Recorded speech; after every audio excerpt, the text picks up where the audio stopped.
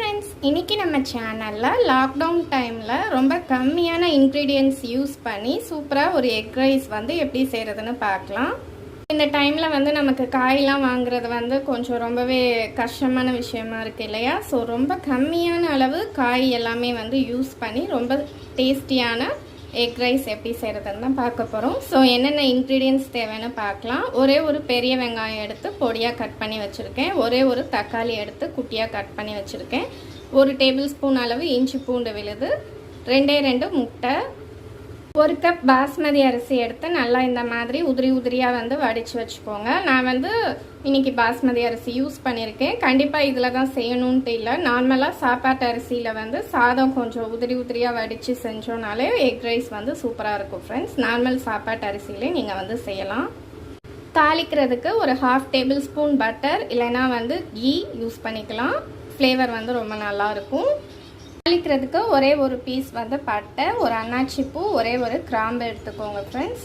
அப்புறம் ரொம்ப சிம்பிளான மசாலா பவுடர்ஸ் தான், நம்ம ரெகுலராக வீட்டில் யூஸ் பண்ணுறது தான். ஒரு 1/2 டேபிள்ஸ்பூன் மஞ்சள் தூள், 1 டேபிள்ஸ்பூன் மிளகாய் தூள், 1/2 டேபிள்ஸ்பூன் ஜீரகத்தூள், 1/2 டேபிள்ஸ்பூன் கரம் மசாலா தூள், 1/2 டேபிள்ஸ்பூன் பிளாக் பெப்பர், தேவையான அளவு சால்ட். இப்போ வாங்க ஃப்ரெண்ட்ஸ் எக் ரைஸ் வந்து எப்படி செய்கிறதுன்னு பார்க்கலாம். எக் ரைஸ் செய்கிறதுக்கு ஒரு கடாய் வந்து சூடு பண்ணிக்கோங்க. அதில் ஒரே ஒரு டேபிள்ஸ்பூன் அளவுக்கு பட்டர் வந்து ஆட் பண்ணியிருக்கேன். ஃப்ளேவர் நல்லாயிருக்கும். கண்டிப்பாக பட்டர் யூஸ் பண்ணணுன்றது தேவையில்ல, ஆப்ஷனல் தான். நீங்கள் நார்மல் நல்லெண்ணெய் யூஸ் பண்ணியே செய்யலாம். மெல்ட் ஆகட்டும். பட்டர் நல்லா மெல்ட் ஆகிடுச்சு. இதில் நம்ம எடுத்து வச்ச ஒரு பீஸ் பட்டை, ஒரு கிராம்பு, ஒரு அன்னாச்சி பூவில் ஆட் பண்ணிக்கலாம். இப்போ நம்ம நறுக்கி வச்சுருக்கிற ஒரே ஒரு வெங்காயத்தை வந்து உள்ளே ஆட் பண்ணிக்கலாம்.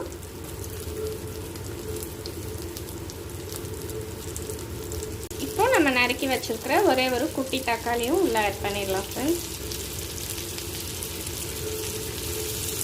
இப்போ வெங்காயம் தக்காளி நல்லா வதங்குற டைமில் 1/2 டேபிள்ஸ்பூன் அளவுக்கு இஞ்சி பூண்டு பேஸ்ட் ஆட் பண்ணி அதையும் சேர்த்து நல்லா வதக்கி விட்டுக்கோங்க. இப்போ இது வதங்குற டைமில் ஒரு 1/2 டேபிள்ஸ்பூன் அளவுக்கு மஞ்சத்தூள் உள்ள ஆட் பண்ணிக்கோங்க. ஒரு 1/2 டேபிள்ஸ்பூன் அளவுக்கு ஜீரகத்தூள் உள்ள ஆட் பண்ணிக்கலாம். நெக்ஸ்ட்டு ஒரு 1/2 டேபிள்ஸ்பூன் அளவு தனி மிளகாய் தூள் உள்ள ஆட் பண்ணிக்கலாம்.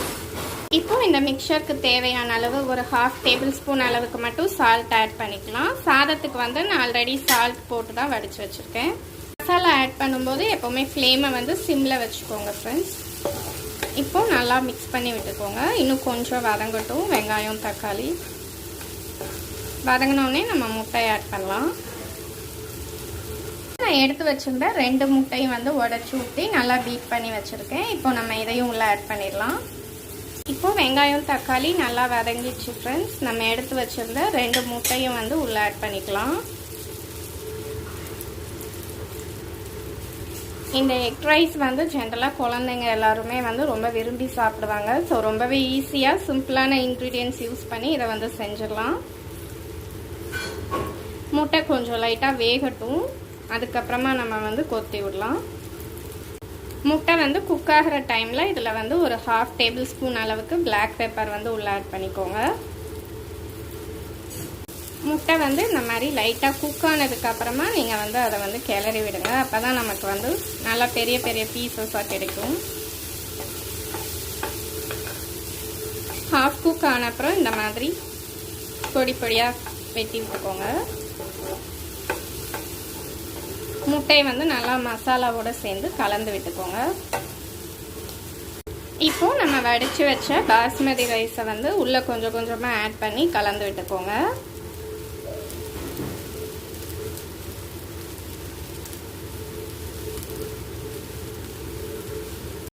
ரைஸ் வந்து கலந்து விடும்போது ஃப்ளேமை வந்து சிம்மில் வச்சுக்கோங்க.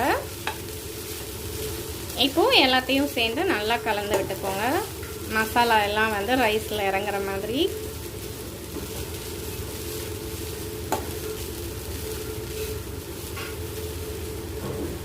நீங்கள் வந்து குழந்தைங்களுக்கு கொடுக்குறதா இருந்தால் பச்சை மிளகாய் வந்து ஆட் பண்ணாதீங்க. அதனால தான் நான் வந்து ஆட் பண்ணல. பெப்பர் வந்து கொஞ்சம் கூட ஆட் பண்ணிக்கோங்க. பாருங்கள் ஃப்ரெண்ட்ஸ், இப்போ நல்லா கலந்து விட்டாச்சு. சூப்பரான எக் ரைஸ் வந்து ரெடி ஆயிடுச்சு. பாருங்கள் ஃப்ரெண்ட்ஸ் எவ்வளோ உதிரி உதிரியாக சூப்பராக வந்திருக்குன்னு சொல்லிட்டு. இப்போ லாஸ்ட்டாக மேலே வந்து கொஞ்சம் மல்லித்தலை தூவி கார்னிஷ் பண்ணிக்கலாம். நீங்களும் கண்டிப்பாக இந்த எக் ரைஸ் ரெசிபி வந்து ட்ரை பண்ணி பாருங்கள் ஃப்ரெண்ட்ஸ். உங்களுக்கு பிடிச்சிருந்தா மறக்காமல் என்னோட channel Riyaz recipes and tips subscribe பண்ணுங்கள் ஃப்ரெண்ட்ஸ். ரெசிபி லைக் பண்ணுங்கள், ஷேர் பண்ணுங்கள் ஃப்ரெண்ட்ஸ். Bye friends, thank you.